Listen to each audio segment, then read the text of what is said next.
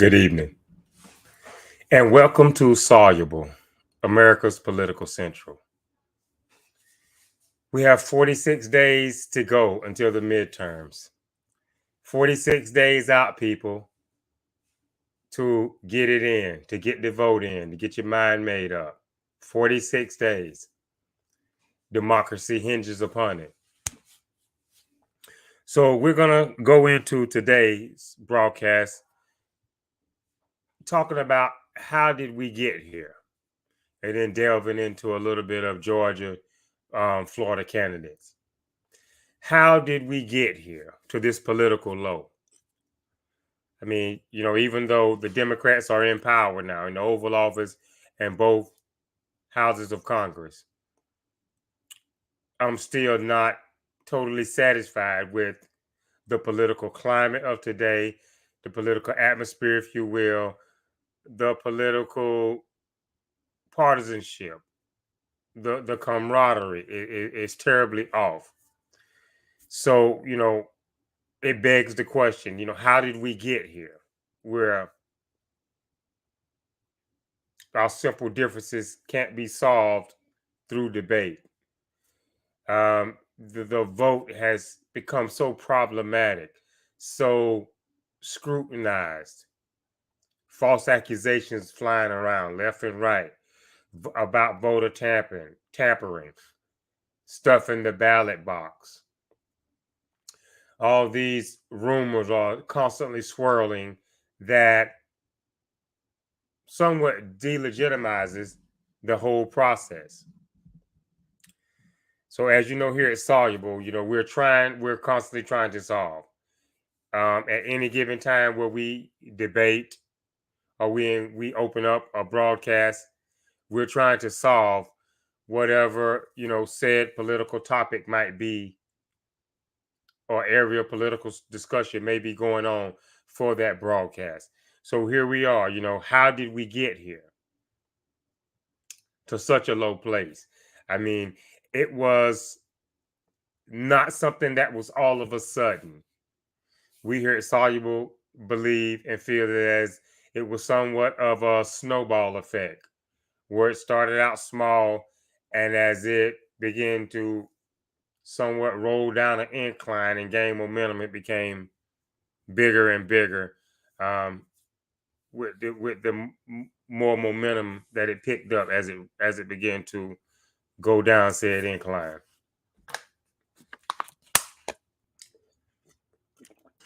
Now, America rolled the dice. I mean, we rolled the dice when we first seen the former president come down the escalator and declare his candidacy. I mean, people took it for a joke. People took it as a one-off, a one-hit wonder, a passing fancy, if you will. Little did we know that this underdog would shoot to the front of the pack and actually achieve the Oval Office. I mean, people were just so blown away. And, a large part, or that was largely due to the fact that he didn't win the popular vote. But let's go back to the beginning of how did we get here? As I said, coming down that escalator with Melania on his side, no one gave him a chance. We thought, including myself, including us here at Soluble, we thought it was just for show. We thought it was just for show. It's just, like I said, a passing fancy. But little did we know that just a little bit of overt racism, boldly spoken, would catapult this candidate to the front of the pack and into the Oval Office. Now, there were legislators, lawmakers, congressmen, senators on the right, if you will, who knew that the former president had very little quality and or qualifications that went with being president. And in their heart of hearts, in the back of their minds, they thought that, okay, if he does get in, it will change. He will adapt. He will become more presidential once he is actually commander in chief. It'll all just take effect immediately.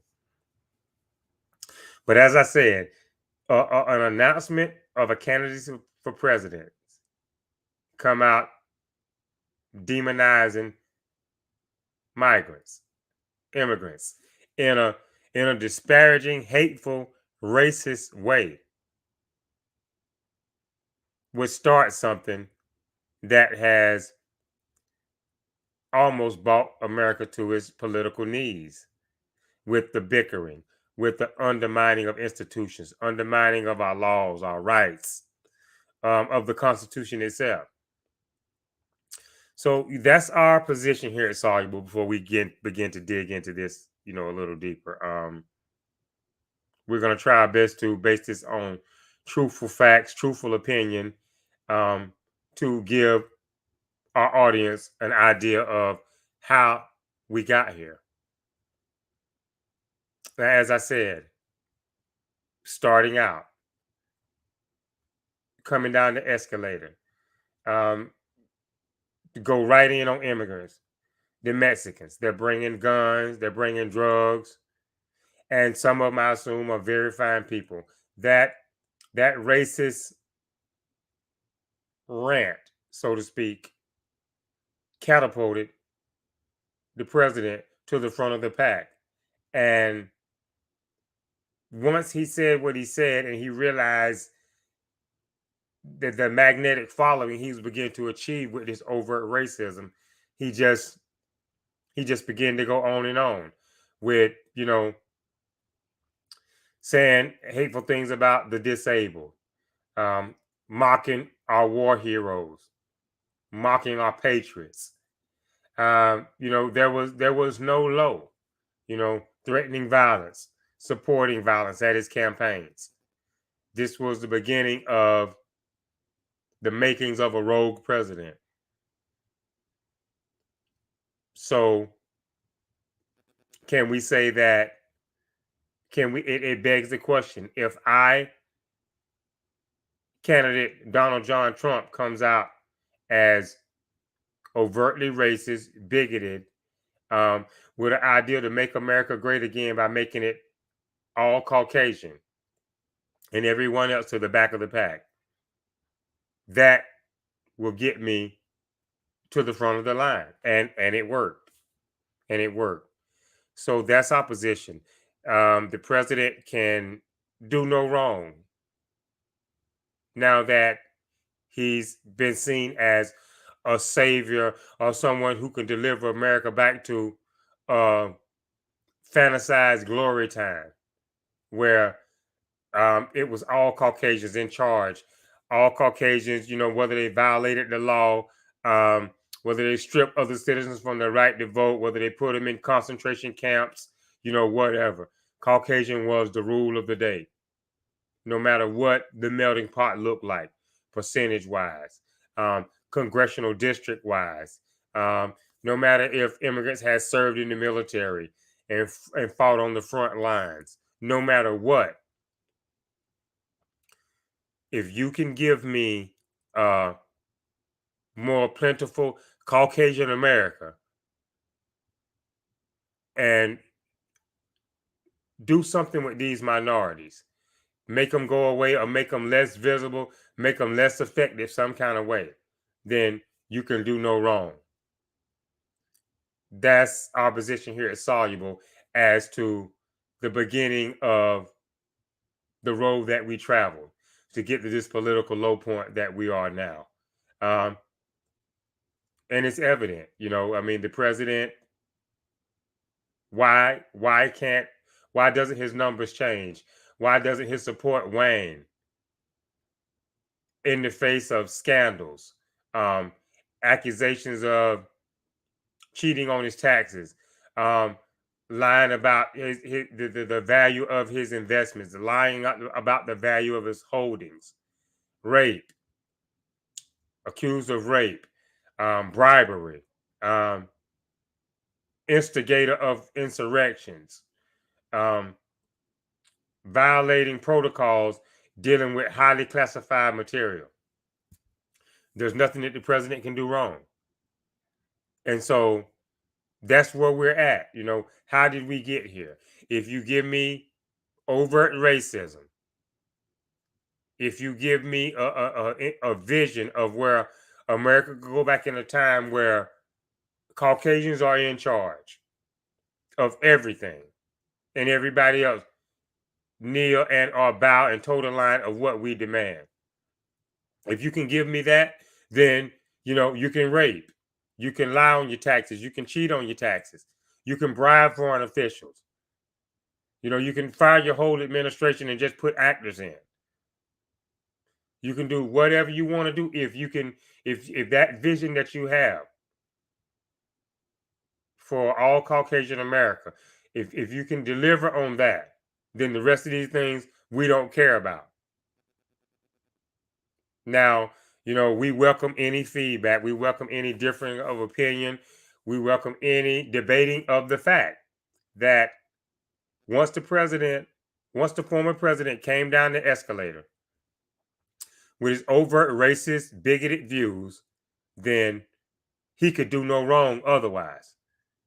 If you could deliver this continent back to the Anglo-Saxon male and the rest be damned, then you can do all these other things.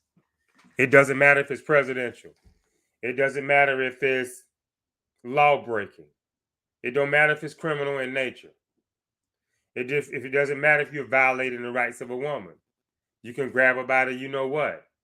You can grab her by private parts. And that's nothing. That's no big deal. That's just locker room talk.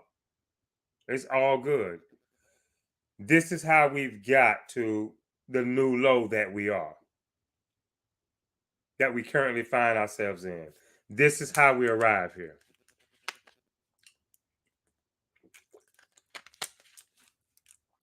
And anyone who begs to differ, we welcome them on at any time. We welcome them on anytime now or in the future, where we might just, breach the subject again.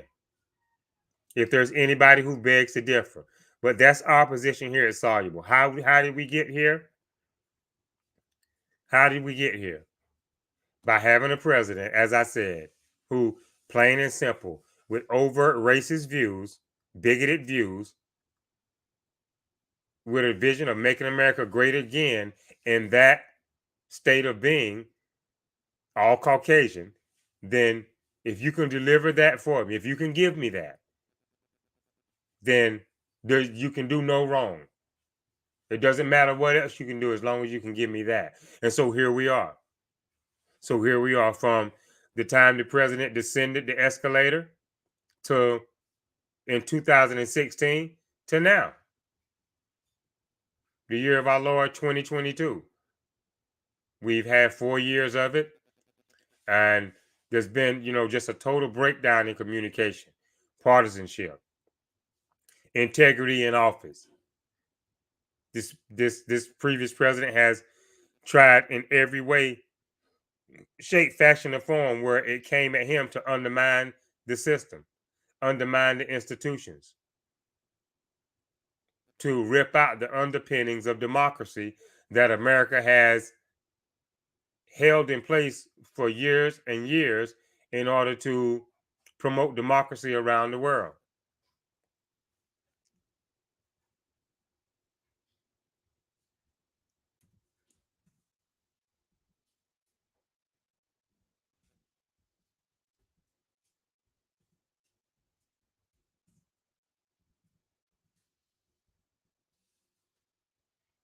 So is this a new low? That's the question. Do you see it as a new low? And if so, how do we begin to rise up again to get back to that place of political respect that we had around the world for nations that didn't even have a democracy? They were envious of it. And now, nations that don't have a democracy, they're no longer envious of the American democracy. they have no respect for it. They frown on it. They look upon it with scorn now, where they once envied it, even though they didn't like it. So, here we are. And this is how we got here. Now, we can do something about it, as we did after the first 4 years. But the fact of the matter is that the former president is still the leader and head of the Republican Party. It's evident because no one is coming forth with, absolutism and being adamant about the fact that they're putting their hat in the ring for 2024. Nobody's coming out and making any bold statements because they're waiting for the former president to announce whether he's going to run or not, even though they know he's a danger to democracy. They know he's a clear and present danger to the very country that he runs for office to govern. He's a danger. He's a threat, and wholly unqualified. Wholly unqualified. So take a long look at how we got here. Even though the president is wholly unqualified, his overt racist, bigoted views, number one, is what has him holding strong in the Republican Party. That's got him holding on to being still the undisputed leader of the party because of his racist and bigoted views. He can do no wrong. This is how we got here. And it's certainly not good. It's not good for the country. First of all, it's definitely no good for the Republican Party. And, last but not least, the American psyche. It's tearing apart families. It's causing,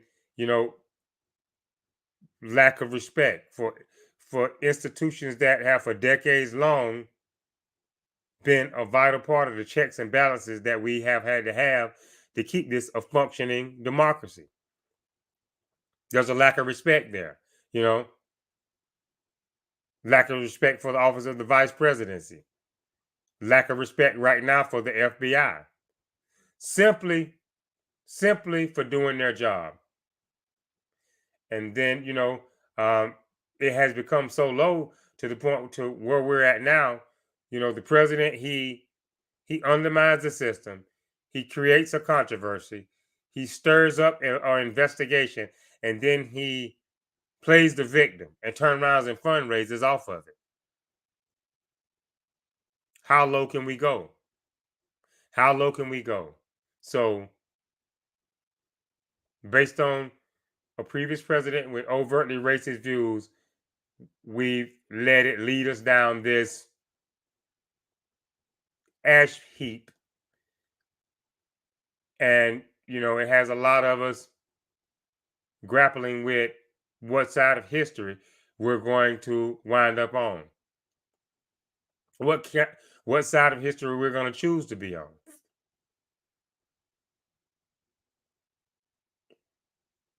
How did we get here? From then to now.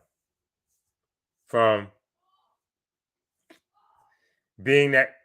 striving to be that shiny city on the hill to now being almost bulldozed over. Going from the shiny city on the hill to a city that is losing its population, is losing its luster. It's starting to become overgrown, unkempt. Something out of a Lion King movie with the hyenas in charge. That's what it's starting to look like. So with 46 days and counting until the midterms, we have the power to go again. We have to be diligent because, those on the right are not going to do the right thing for the sake of America. and they've rallied behind this president. They've not questioned, they've not stood up as they should have to the wrongdoings that he's constantly doing. They won't stand up against him for whatever reason. Here at Soluble, we feel like the number one reason is that they're afraid of his supporters. You know, they'll start to get threats, death threats, um, you know, harassment of their family members, maybe their wives, whatever. The MAGA rights, you know, they do go all out. They do go hard for this former president. But let me remind you once again, and as I've said, when we go to the polls, they're in the minority. They're definitely in the minority. So let's let it be somewhat a lesson learned.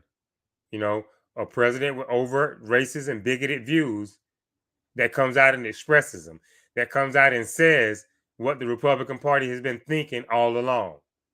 He gets the halo. He's the holy one now for actually having the guts to say it. So thank God for freedom of speech in the country, because, you know, here at Soluble, we're going to use it to the fullest extent that we can to thwart the mission. You know, if the former president can say mean spirited, hurtful things and use freedom of speech to what he perceived as being his advantage, then, you know, we here on the Democratic side, we're going to have to do the same thing. We're going to have to get vocal too and speak out. You know, not in a way that damages democracy or that threatens democracy, but in a way that rebuilds it, begin to uplift it again. We're going to have to speak truth to power.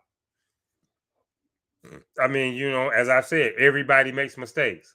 To know, you know, to look at how we got here. We believed, we supported, we wanted to give it a chance. We wanted to give it some time to work. This vision of making America great again. You know, there was a lot of resentment after the election of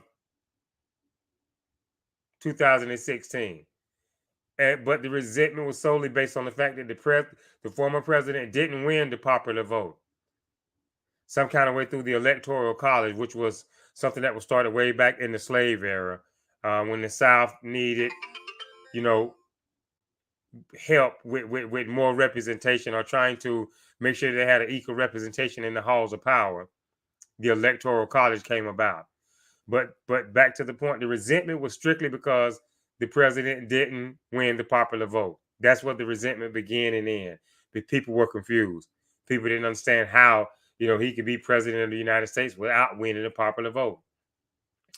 But all in all, you know, they got over the resentment. And as I said, you know, those of us on the left who didn't vote for him, didn't support him, we were still willing to, you know, okay, so let's take a step back and let's see how this looks. Let's see how this begins to shape up, this vision of making America great again. And, you know, give it a chance, because at the end of the day, the election's over with. It's come, it's gone. He's the president. So let's throw our support behind him. And, you know, we got what we got. You know, we attempted to support, but the president shunned that support. He shunned it. He did, because the support that was coming from the left was support, but it was support in the form of telling him like it was, telling him things that he didn't want to hear, and basically telling him the truth, you know. So think about that for a second. We got here. We're at this point in time where, you know, it started out with racist views, violence on the campaign trail, threatening violence, supporting violence, so advocating for having his lawyers get involved with said perpetrators of violence at his rallies to come to their rescue. And here we are, you know, all these years later, at a new low, at a new low. So, you know, it's not confusion. It shouldn't be too bewildering for you yourselves at home to unpack it, to rewind it, to say, you know, wait a minute, how did one man, a real estate broker, a real estate dealer, a reality TV host, come out of nowhere, and lead this great nation? espousing racist views. So now we know that, it simmered just below the surface, and it stayed there simmering with Republicans before Trump thinking it, voicing it in their conferences, in their cigar smoke filled country clubs. And, the previous president, Donald John Trump, he just came out and overtly just basically said it, just stated it. So from then to now, that's Soluble's take on how we got here. Racism in the Republican Party has allowed this president to get away with anything. And although he hasn't done it, he hasn't tried it, he stated himself he could stand in the middle of Fifth Avenue and shoot someone. Now, in most cases, and the rule of law is that nobody's above the law. In most cases, that person would be charged with attempted murder. But yet the president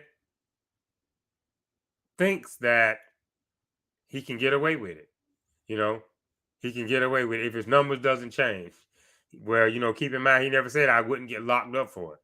But who knows, with the way things are going now, had he done it, had he got locked up for it, he'd still be leading probably in Republican polls as far as for choice for president. He probably would still be leading. So we see where we're at. We're here at Soluble. We're attempting to bring about to you a vision of how we got from 2016 politically to 2022 politically. And that's it, pretty much in a nutshell. If you give me an overtly racist candidate who doesn't like Hispanics, who doesn't like Muslims, who doesn't care for minorities, period, then this is the candidate for the Republican Party, and he can do no wrong. He could do no wrong. So this is how we got here. Keep in mind, as I said, playing fast and loose with highly classified material. Attempted rape, bribery, hasn't shown his taxes, lied about his taxes, cheated on his taxes, stirring up, instigating insurrections, the antagonist in chief. And none of this matters. His support is still strong. So, that's what we have to deal with. We have to deal with the racist side of the Republican Party, and one of the best ways to deal with it is to rock the vote, plain and simple. These people have no voice in the halls of power.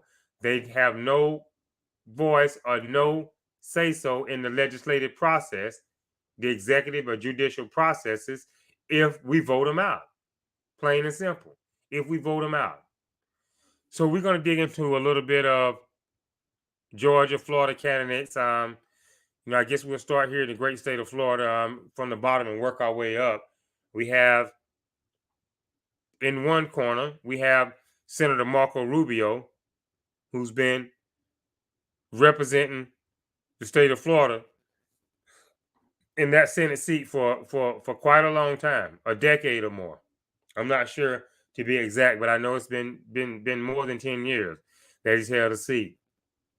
In the other corner, we have newcomer, not totally new because she's in Congress now, if I make no mistake, but she's trying to unseat him for that Senate seat that he's held and for what seems like an eternity. We have Val Demings in the other corner. And I've watched the ads from both of them. Of course, my mind is made up already, but not being biased, giving both of them a fair shake. I look at Senator Rubio. He's, the son of Cuban immigrant parents. And in one of his latest ads, he's saying that his parents lost the country. And, he's not about to stand idly by and let it happen again to this country. Now, give Senator Rubio credit for his dedication and commitment to country and his love of country. We give him that. But the senator has to realize that the same thing that he's defending now from the former president is the same thing that Fidel Castro was made up of. Strongman, autocracy, one way, my way or the highway. I rule forever. I don't want to leave office. I'll stir up a coup. I'll stir up an insurrection to keep power. Power, give me all the power. Strip the rights. Take away the rights of the press. Take away the right to peaceably assemble. This is what we have here, folks. It's plain and simple. Or can someone come on and tell me that there are more differences than similarities between the former president's style of governing versus Fidel Castro's style of governing?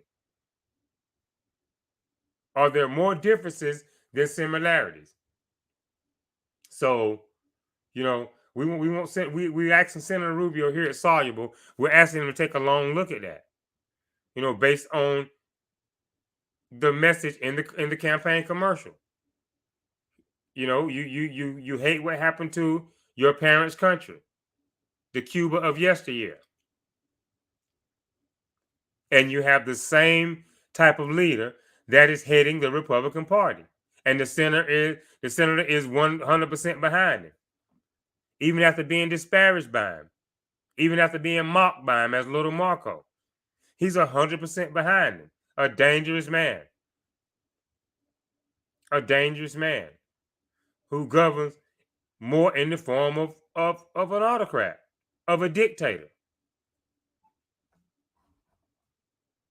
What are the differences versus the similarities? Can we compare? When we compare the former president to the leader of Cuba at the time when the senator's parents were there, attempting to flee, contemplating fleeing the country, can we compare that leader that caused them to have those thoughts or to take that flight, when we compare the leader at that time to the leader that the senator is supporting right here in the land of the free? They're pretty much one and the same.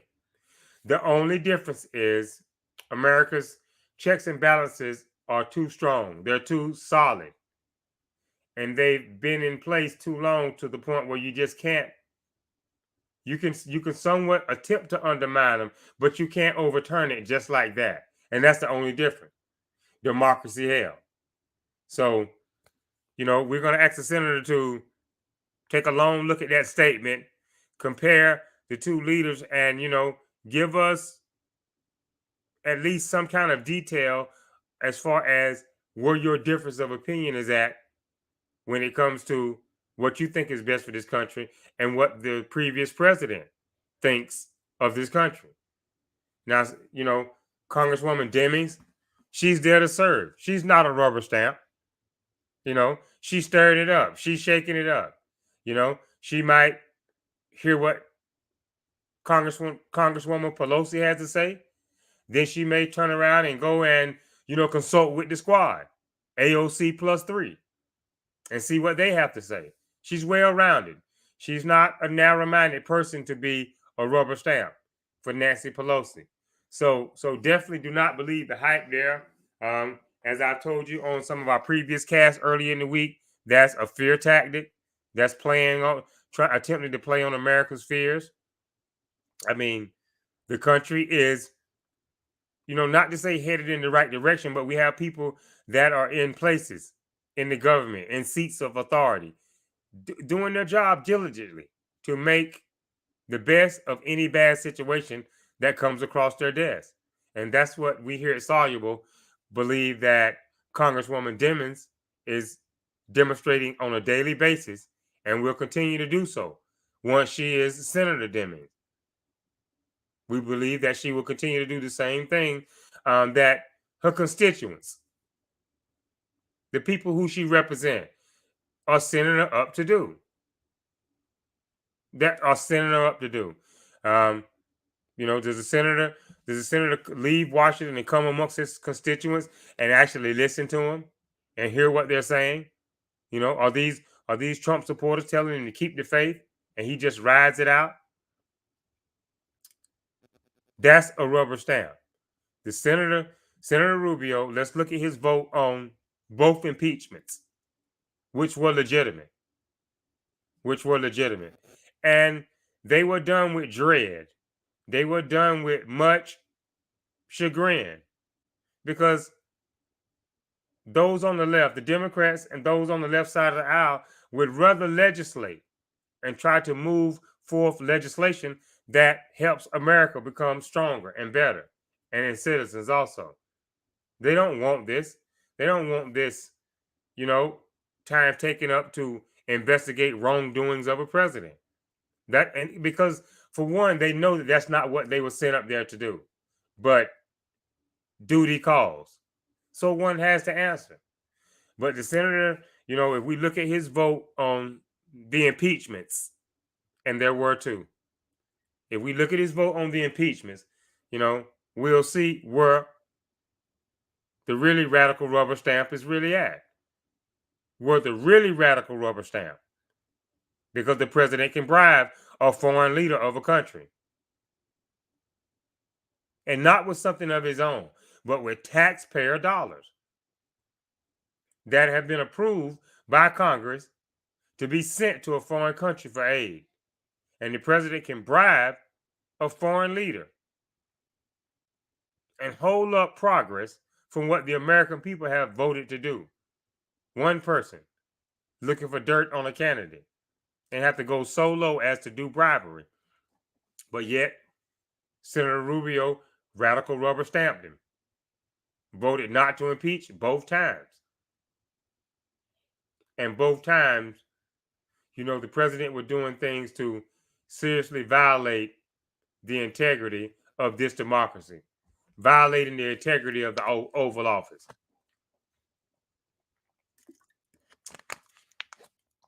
So here are the two Florida candidates, folks. Senator Rubio, who's been in over a decade, a real radical rubber stamp, radical, to take away a woman's right to choose. When he, Senator Rubio, like most Americans, heard the same thing that we heard.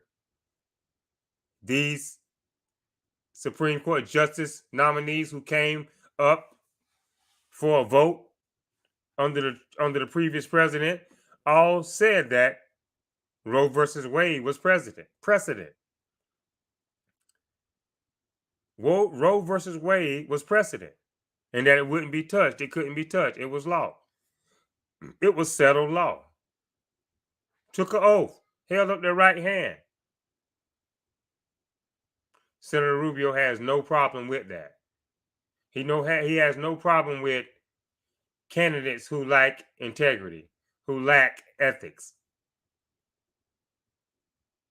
He has no problem with it.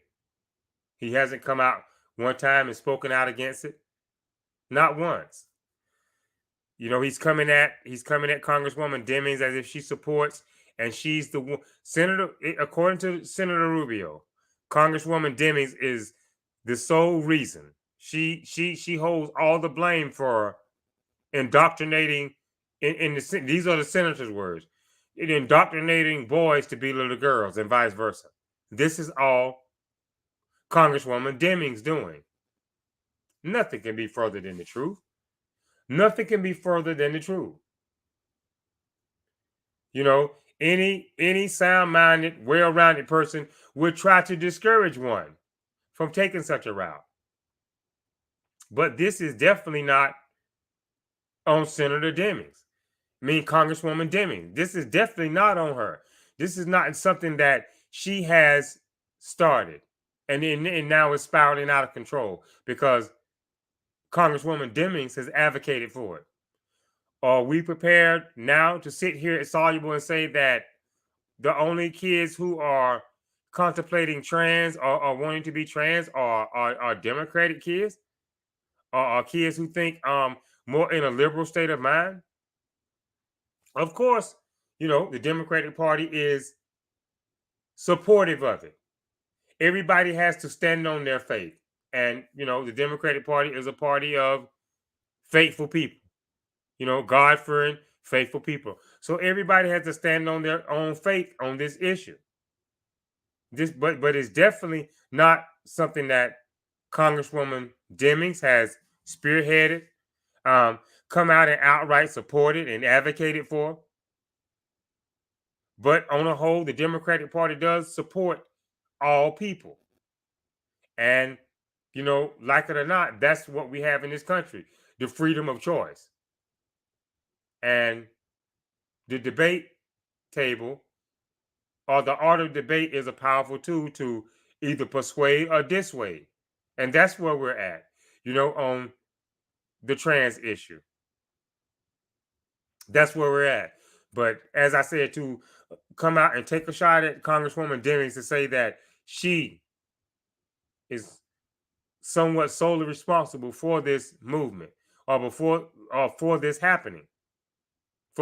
These are children who are making up their own minds as far as if they want to take that route, if they want to go there.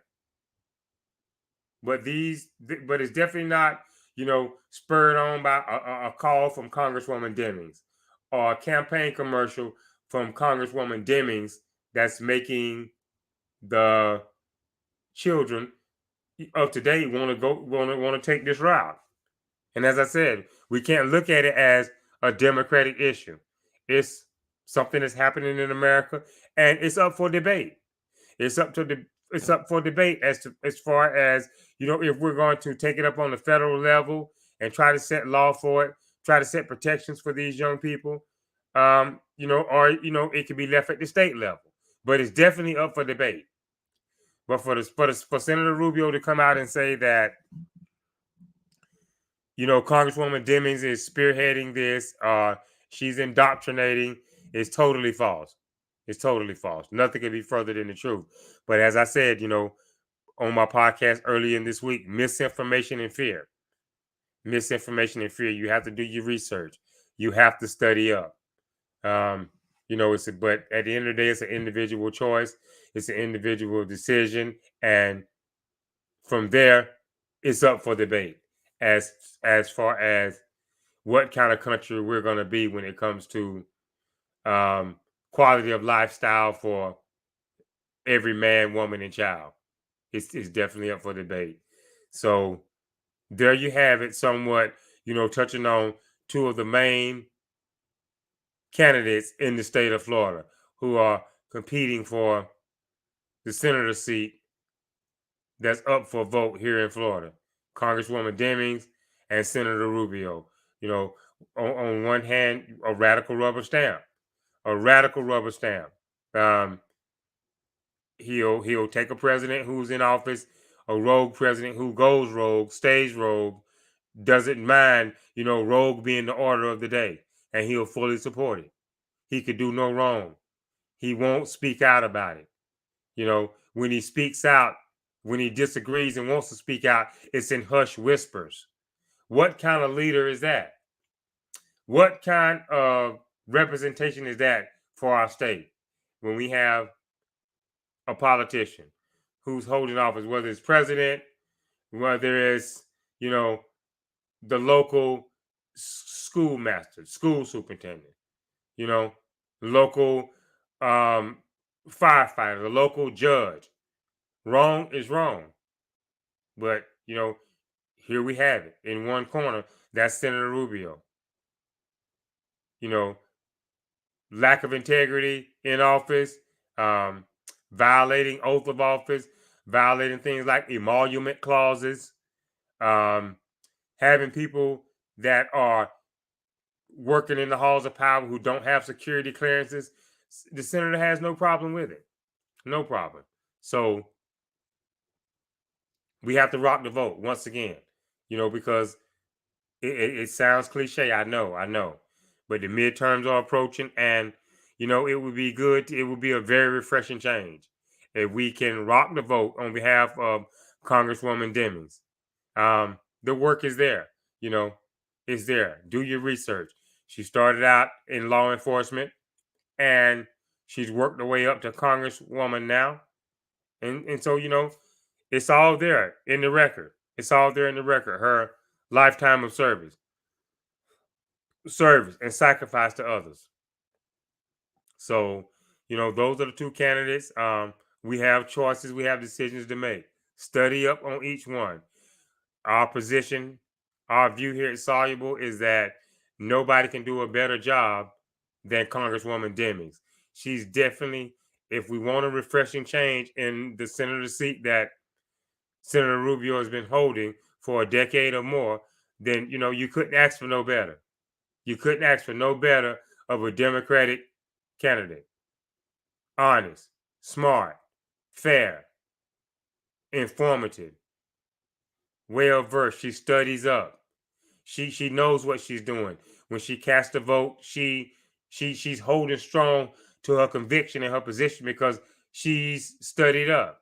This is not just a vote along party lines.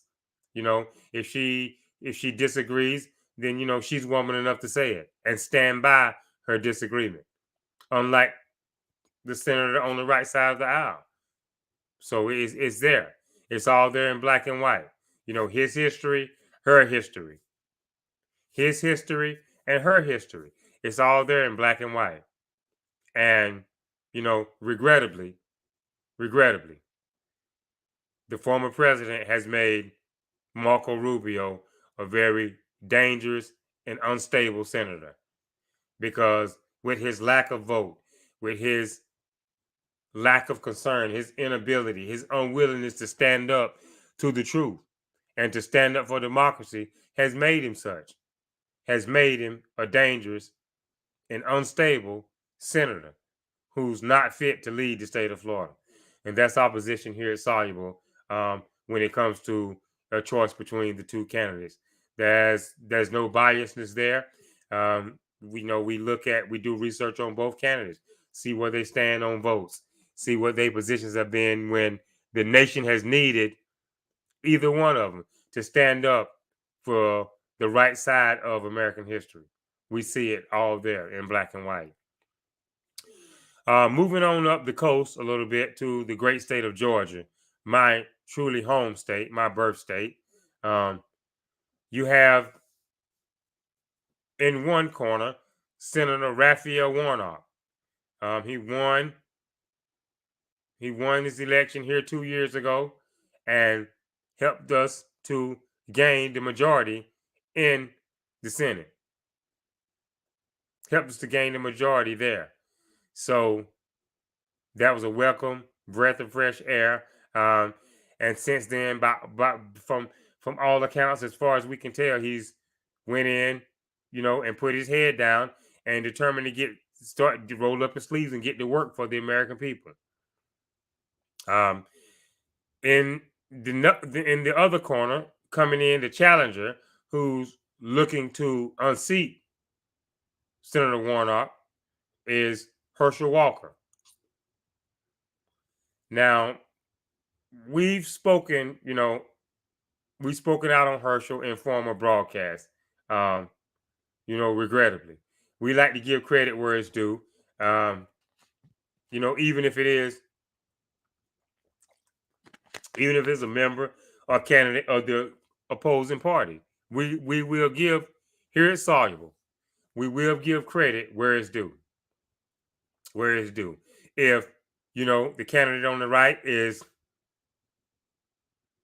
standing for common sense solutions to everyday American problems and the legislation or the ideals that he's bringing forth to the floor, make sense for America, we're going to give him credit there. We're going to give him credit where it's due. But here you have a candidate who is in the true mold of the previous president as far as experience, qualifications, and things like that. Know-how, knowing how Washington works and how to get things done. Is he more of a follower? or is he more of a political leader? This is his first time running for office. So he really doesn't have a track record as far as things that we can look at, like his previous votes, how he's voted on certain legislation, or his lack of vote. So, candidate Walker, he really doesn't have, as I said, a track record to run on. He's a newbie. He's molded and fashioned in the true image, shape, form of Trumpism. And he's a newbie, just like the former president was a newbie, new to politics, new to how things work, new to how to get things done in Washington, D.C. Is this what we want? Is this, at this time of this all-time political low in America, is this really what we need to be sending to Washington? Someone with no experience, someone in the true sense of a radical rubber stamp is what he's preparing to be, because he doesn't have any experience. We don't need to send a person up to DC through the vote in the midterm who has no experience. He can't figure it out on his own. He has to constantly lean on his colleagues, in the form of, what am I voting for here? What does this mean? If I vote for this here, what am I actually voting for here? What is this saying? That's candidate Walker. That's candidate Walker. He's green as a pool table when it comes to politics. But yet, he's the one, he's the guinea pig, he's the gopher, he's the Pinocchio, if you will, that the Republicans have put forward because, to say the most about him, he's an African American. So he can at least, if he can't win against Warnock, he can somewhat break him down. He can take away some of the voting power that he would have from the African American community. So if he can't beat him, he can at least weaken him. What is that? How does that help the people of Georgia?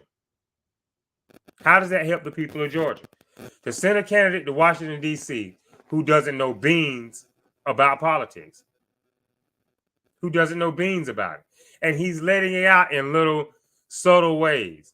If you listen close, you can see, you can see the hints of, I'm in trouble here from candidate Walker. You can see the hints of, I really don't know what I'm doing. I mean, here he is now, leading up to a debate with Senator Warnock, talking about, getting embarrassed, and he's going to make me look bad. Huh? How would you ever feel like that? If you feel like you are wholly qualified for this office, how could you ever feel like you're going to be embarrassed or you're going to be made to look bad? Because candidate Walker knows that this is not a time for beginners. And thus far, leading up to this debate with Senator Warnock, he's been able to somewhat fake it until he makes it, because he's been around loyal supporters, people that the previous president has encouraged to go to his rallies, go to hear him speak.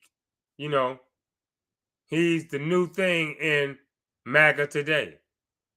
So he's been around, friendly crowds. But when he gets to the debate, and then there's the moderator there, she's not a Republican moderator, and she's not a Democratic moderator. She's simply a moderator who's going to ask fair questions, balanced questions, and, the spotlight is going to be on candidate Walker. And then his lack of experience is going to show. He's not going to be able to fake it till he makes it there, because the spotlight shines too bright at this debate, because there's too much at stake. So, people are watching. It could be millions. It could be hundreds of thousands. We don't know. But based on the way our politics are today, people are going to be watching. It's probably going to be closer to the millions. And candidate Walker knows that. So what is he prepared to do for the citizens of Georgia, for his constituents in Georgia? Right now, just out of the Republican playbook, straight out of the Republican playbook, chapter 6. All he can do is attack Senator Warnock from a personal level. From a personal level, he's not come out and attacking Senator Warnock on what he's voted for or what he hasn't voted for. You know, he hasn't attacked Senator Warnock for his position on clean energy. He hasn't attacked Senator Warnock for his position on the Inflation Reduction Act that was just passed not too long ago. Wouldn't that make him more viable? Wouldn't that make him seem more ready, more qualified if he could research the issues that Senator Warnock has championed and challenge him on those with a better idea and a difference of opinion? But he can't do it. He can't do it. It's not that he won't do it. He can't do it. And this is what makes candidate Walker wholly unqualified. Wholly unqualified. But that seems to be the way of the Republican Party today. That seems to be the way of the Republican Party today. You don't have to have experience. Just get on the ticket, jump out on the campaign trail, and rally the voters through, fear tactics, scare tactics, misinformation, demagoguing your opponent, and you'll be just fine.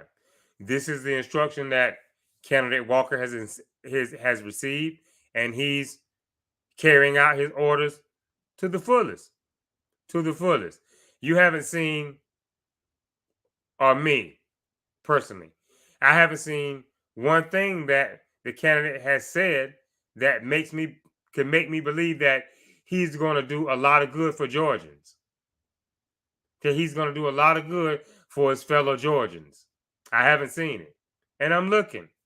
I would love to give candidate Walker the benefit of the doubt. Coming up in my childhood, he was like, one of my heroes there. I'm a big fan of Georgia Bulldog football. So, of course, he was, I highly looked up to. I thought the world of him somewhat. So I'm not going to just simply drag him through the mud, just knock him down because he's running on the Republican side of the aisle. That's not what we do here at Soluble. If we're gonna knock him, if we're gonna drag him through the mud, it's because of his lack of understanding, his lack of knowledge, the fact that he's what we feel here at Soluble, wholly unqualified for the office of Senate.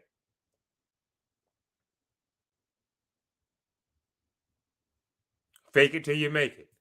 That seems to be the Republican way now. And oh how they've fallen. Oh how they've fallen. And we see it. We Senator Warnock, he has a track record now. You can go back and look at his votes. You can look at the positions that he's taken up and make an informed decision for yourself. Are the decisions that the senator is making, the things that he's voting on, the things that he's advocating for, are they good for America? Is a woman's right to choose what's best for her in a medical emergency situation? He's working on it. Look at his positions. Look at his track record.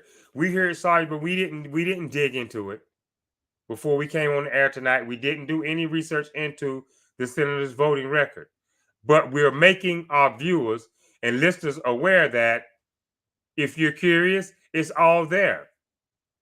You just have to do your research. And you comparing the two, the incumbent to the candidate running now, candidate Walker, who's trying to unseat him.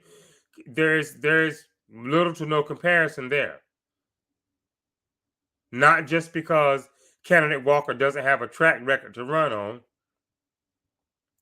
he doesn't know beans about politics.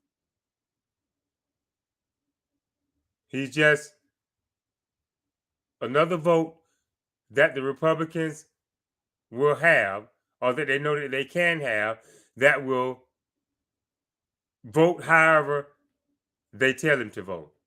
And that's the sad truth of it. That's the sad truth of it. They will, if candidate Walker becomes Senator Walker, then everything will have to be explained to him. It will be a situation where his aides will actually be just aides in name only. AIDS.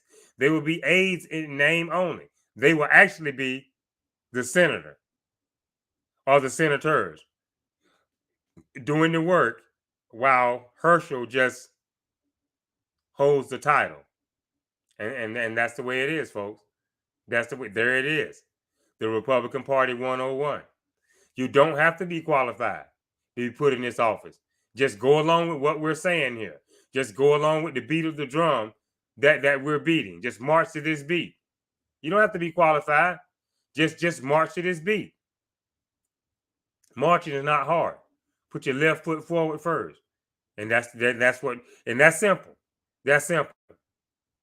And because anyone who's doesn't have an awareness of how politics really works and is simple-minded to the fact of how politics work can do that. They can move off on their left foot and march to the beat of the drum that's playing the tune. That's not hard at all. But to proofread for yourself, to open the books and dig into what this legislation is really saying, what it really means, and how it will benefit my constituents in the state of Georgia. Herschel doesn't have that. He's not there yet. He's not there yet. So whether you're on the right side of the aisle or the left, if you wonder why, he's even running, that's it. He's simply a rubber stamp. He's simply somebody that they can get to fill that seat, and he'll do whatever Senator McConnell asks him to do. He'll do whatever.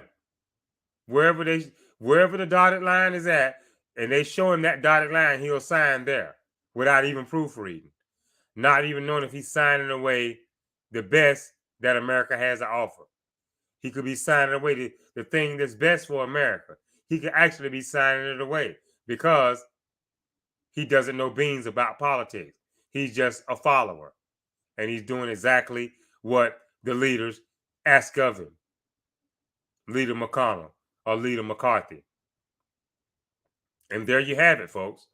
There you have it. That's a brief, tutorial on the 4 candidates in each of the 2 states.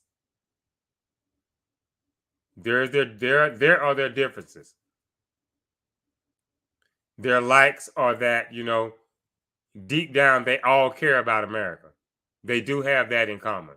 We'll give them that. And it's not like giving it to them like we're trying to be, cynical or patronizing or anything like that. That's we feel like here at Soluble, that's the honest truth. They love America. They care about the country. But one's governing in a dangerous way that doesn't go along with mainstream America. And you have one that is listening to his or her constituents and trying their best to go up to the halls of power and do the work that they swore an oath to do, to perform the duties that they swore an oath to carry out. So there you have it. As I said, 4 candidates, 2 states. You make up your mind. This is how we got here. A former president with overtly racist views, overtly racist opinions, and overtly racist ideals. Catapulted him to the front of the pack, and he's been there ever since. He can do no wrong. out of all the violations, out of all the undermining, out of all the attempts to tear down democracy as we know it, take away freedoms, shoot protesters in the kneecaps. This is what the president would do to people who are gathering, who have a right to gather under the Constitution. This is what this previous president would do.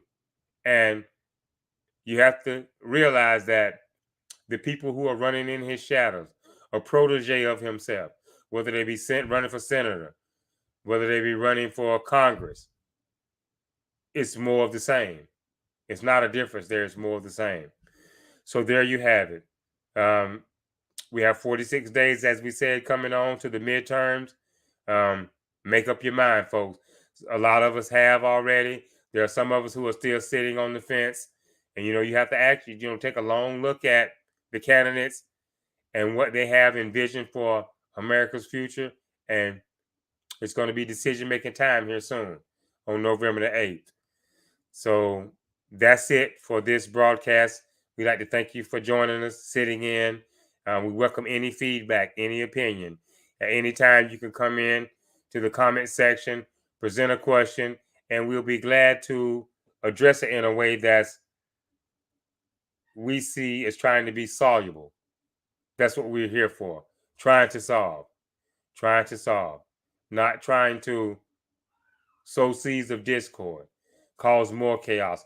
We're trying to solve as best we can in a form of debate, to try to bring it to light, whatever the issue may be, and then get to the bottom of it in a way that solves it in a peaceable manner and makes America better for all. Not just one group, not just one race, but for all. So this is Soluble. We're signing off. Tomorrow, on Friday, will be issue day.